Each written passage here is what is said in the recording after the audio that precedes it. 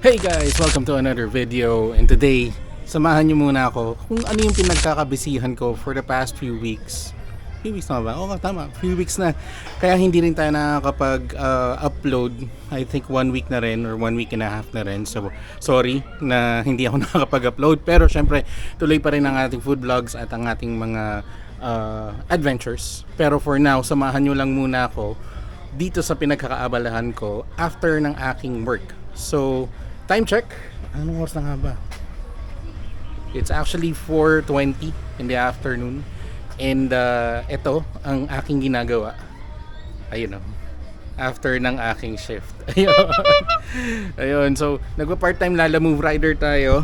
And I've been a part-time Lala Move rider for I think about 2 weeks now.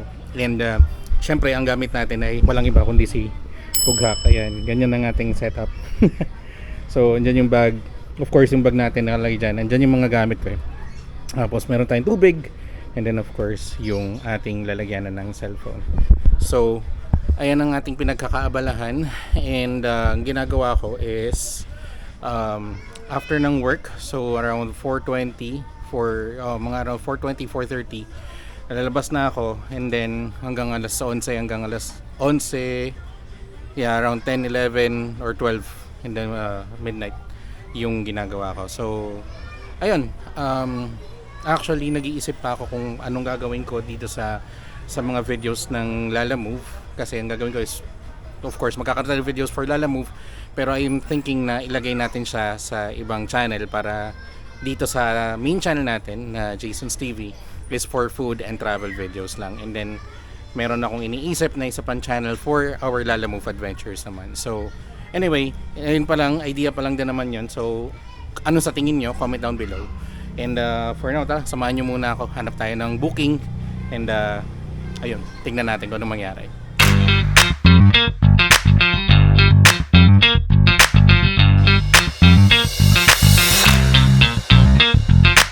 Na-pick up na natin yung unang booking natin, which is yung papuntang Visayas Ave.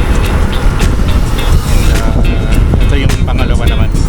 Ito naman yung papuntang Marikina.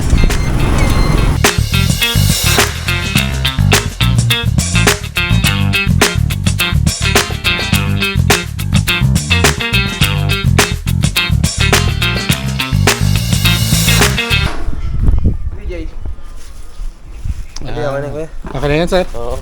Panakot ko Benta lang ka pala ng OC eh. Panakot ko lang sa scammer. Tama, maayos yun. Oo. Puro on cloud na ang binibenta ko. Oo.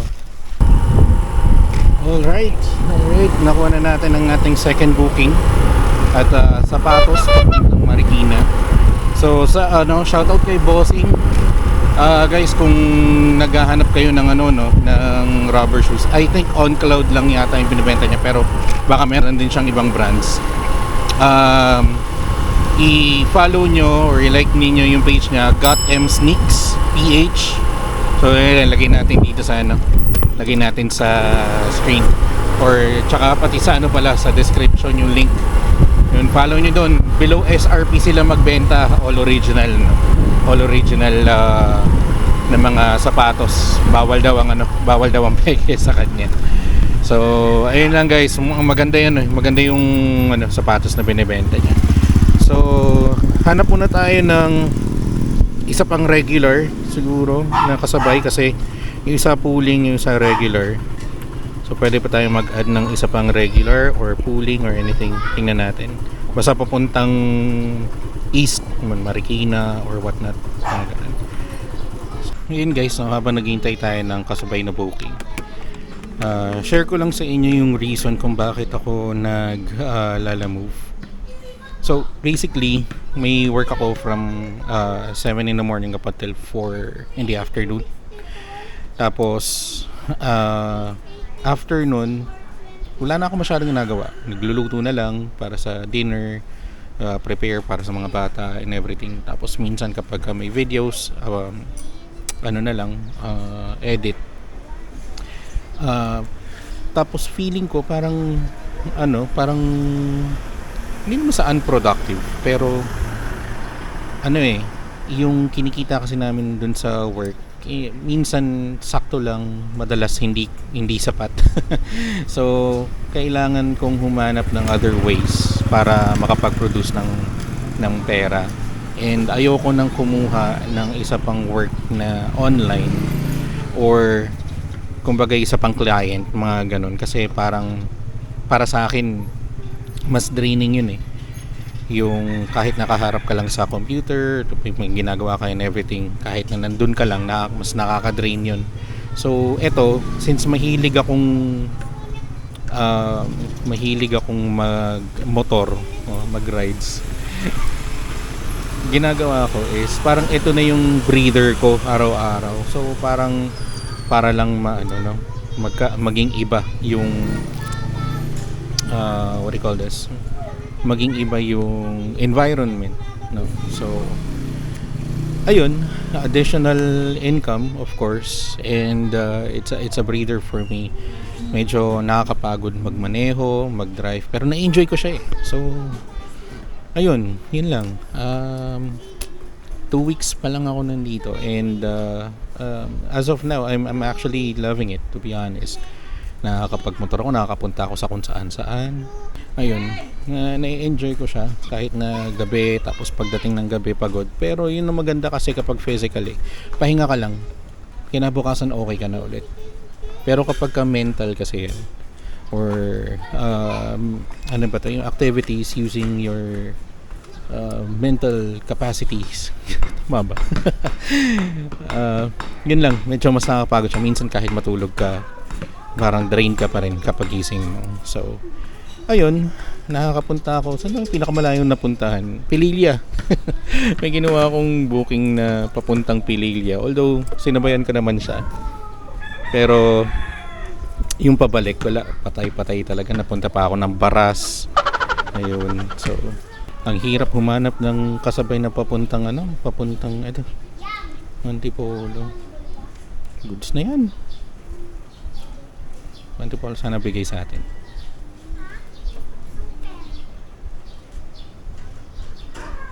Ayun, let's go. Tawagan natin.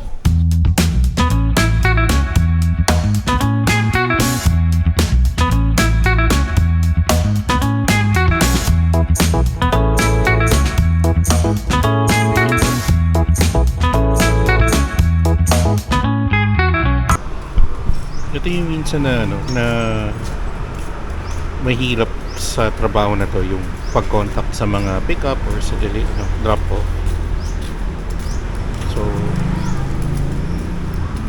tapos ito pang dito, ganito. Hindi siya pumapasok agad kapag isang call. Kailangan mo pa ulit-ulitin. Aling Esther na tindahan. Bali, diretso pa ako, no? Dito. Bandang right. Okay. Sige, sir. Hanapin ko na lang. Tapos, okay. Thank you po. Sumobra na ako. Boss, saan yung Aling Esther tindahan? Sumobra nga. Kaliwa ba? Dito. Yung building niya, yung walang hindi natapos. Ay, 3 floors. Oo. Hindi ko nakita. Thank you.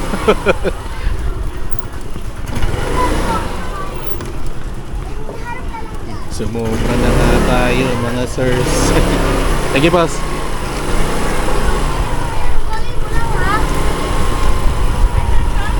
Yung nakitang pangalan ng Aling Esther.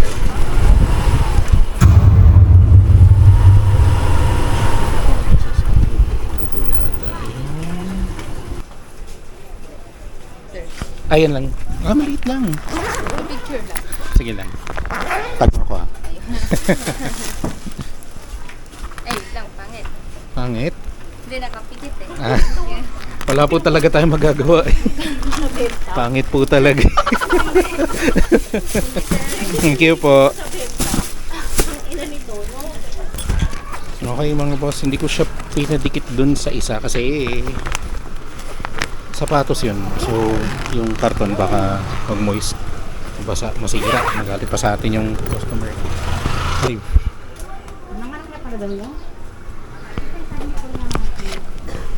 Lagi kong nakakalimutan ang pag-picture.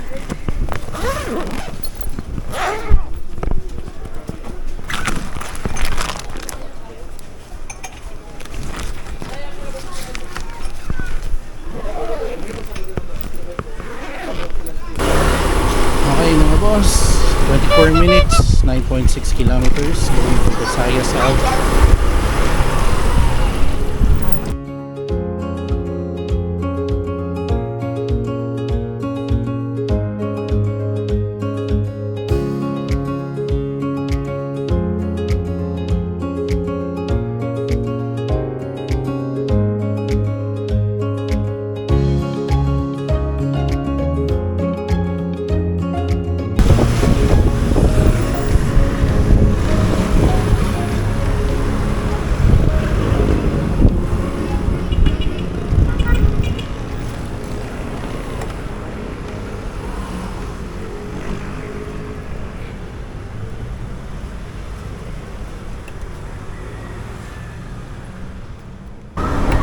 Alright.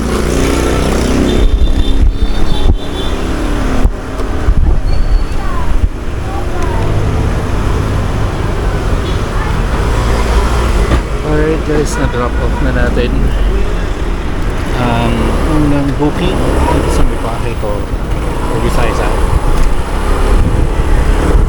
Tahan naman natin ang next booking, Marikina. Okay?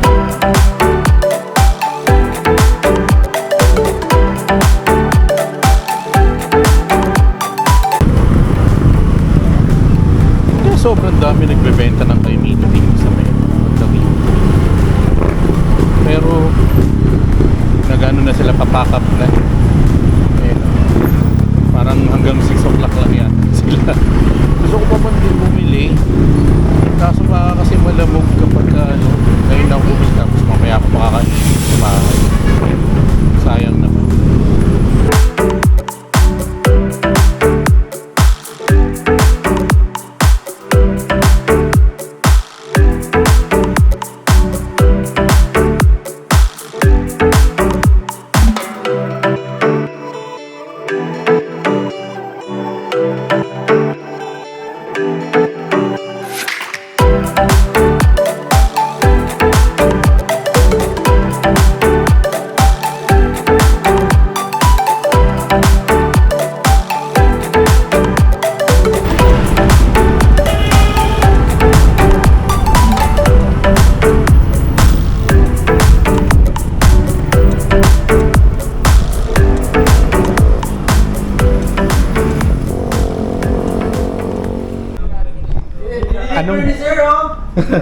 Safety delivered. Anong name ba to?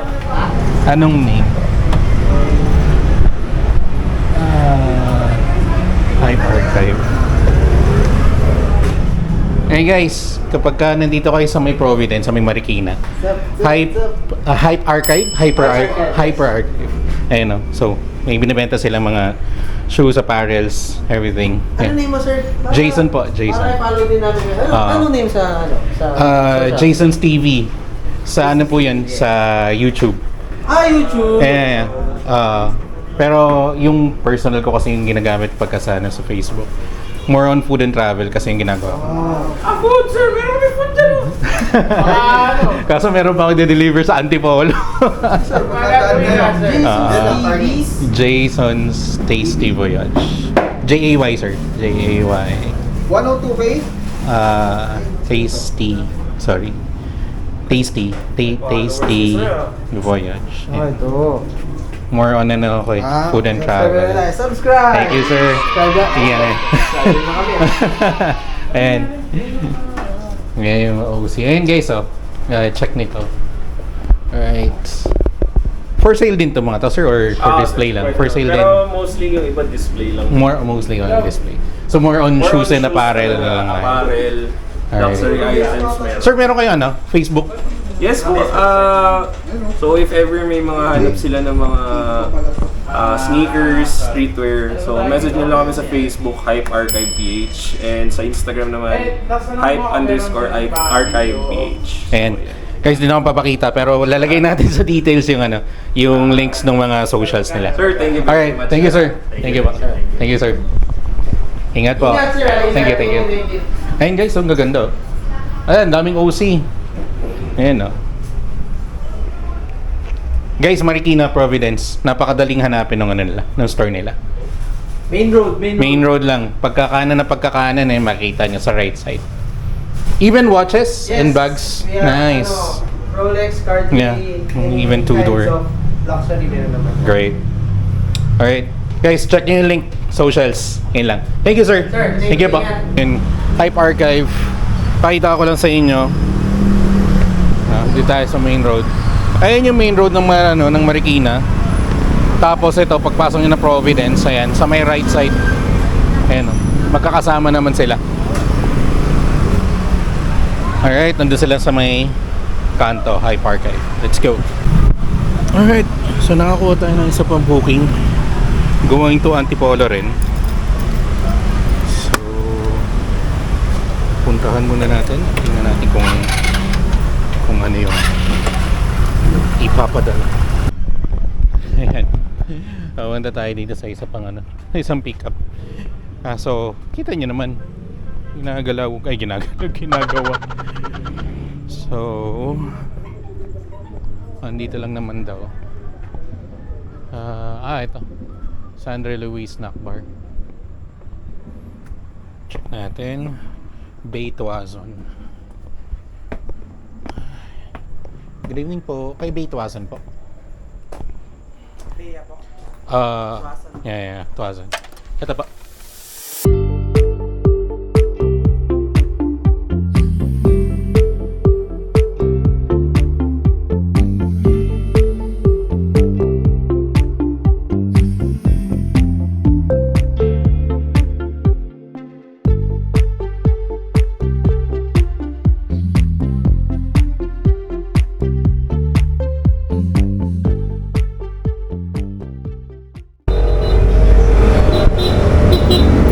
Ma'am, nasaan ka na? Kakainin ko na to, nagugutom na ako. Oh, packet naman na to. Sana dumating na bago ko pa siya kainin. Alright, na-drop off na natin yung third booking. Diretso na tayo sa fourth booking. Sana may makuha pa tayo or may makuha tayo na maganda-ganda pabalik.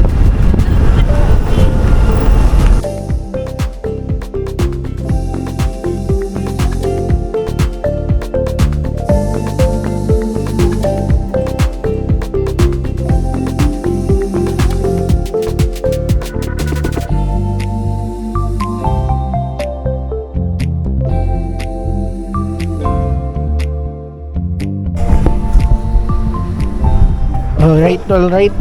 Ayan na. Nano na natin. Na-drop na natin yung last na item. Pero ang hirap nung signal dito. So baka doon na lang. Kasi maghahanap pa rin naman ako ng kailangan ko na signal. Syempre. Para maayos to tsaka makapaghanap tayo ng panibagong booking. So tayin lang natin yung payment. And then larga na tayo.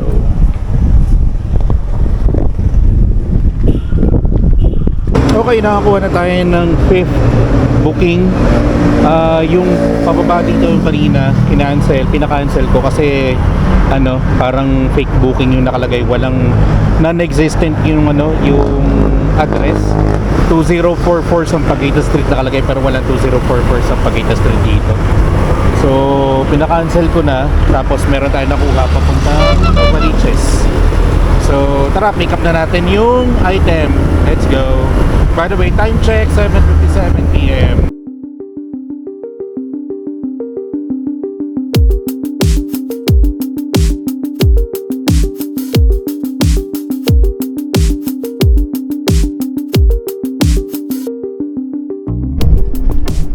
Okay, maraming salamat Copy, Sir sir. Jason. Thank you po, thank you po. Paki na lang. Sige po, sir.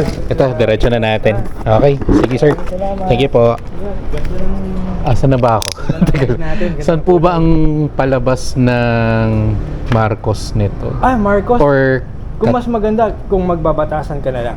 Batasan Hills? Yes. Tapos ang labas po nito is Commonwealth? Yes, Commonwealth. And then, okay. You go by way of Jordan Plains.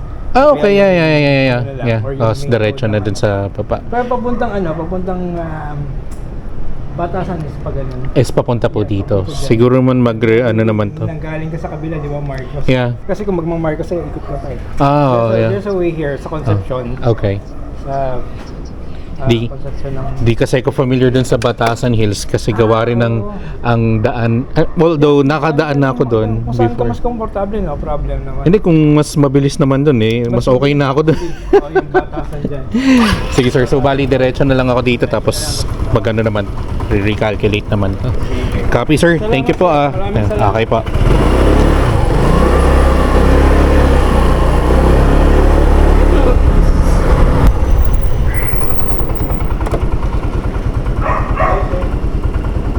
Scarlett, JP Rizal, JP Rizal, Cemetery, Tasan Road. All rights. Okay, tayo yung mag-sounds. Ay, nagre-record pala. Alright mga boss, so nakakuha tayong 5th booking. Diretso na natin ng Novaliches to. Ano nga ba yung 2000s OPM rock. Okay, hanap lang tayo ng ano, ng sound trip. Then let's go. Alright, diretso na Novaliches to sa may Millionaires Village. Hindi ko lang sure kung kuha pa ako kasi medyo maaga pa and malapit na ako sa bahay, so kung sakali kukuha ako baka malapit-lapit na lang. Anyway, tara, let's go.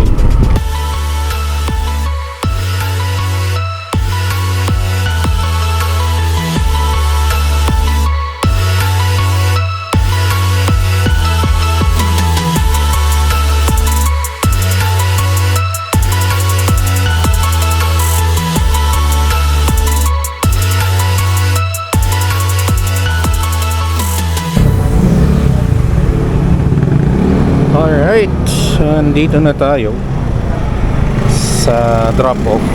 So, 30. Tapos sabi ni Sir, yung tapat. Ito, sa second floor. Doon daw sila father. Taka lang, arrive lang muna natin. Drop-off, take photo. Kunin lang natin to. Alright guys, so ay, yan na naman tayo. Hindi na naman natin na-picturean. Ay, Diyos kuray. Lagi na lang. Anyway, nakakuha kagad tayo ng booking. Ayan. Nakakuha tayo kagad ng booking dito sa may Novaliches, going to Pasong Putik, honey. And medyo mabigat-bigat lang. Mukhang marami-raming honey yung in order. So, since malapit lang naman to, hindi na natin sasabayan ng kung ano-ano. So 3.4 kilometers, 11 minutes. Alright, let's go.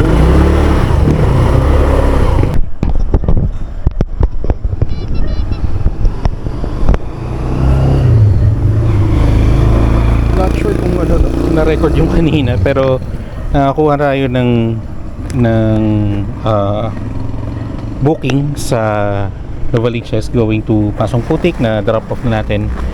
Tapos supposedly meron tayong multiple drop na booking from Caloocan North to Valenzuela. Kaso kinancel kasi rush daw, parang mga 7 kilometers pa yung layo ko. So eto, waiting tayo ng isa pang booking, probably time check 9:39. So tingnan natin kung may makuha pa tayo. Kung wala, edi uwi na tayo. For the meantime,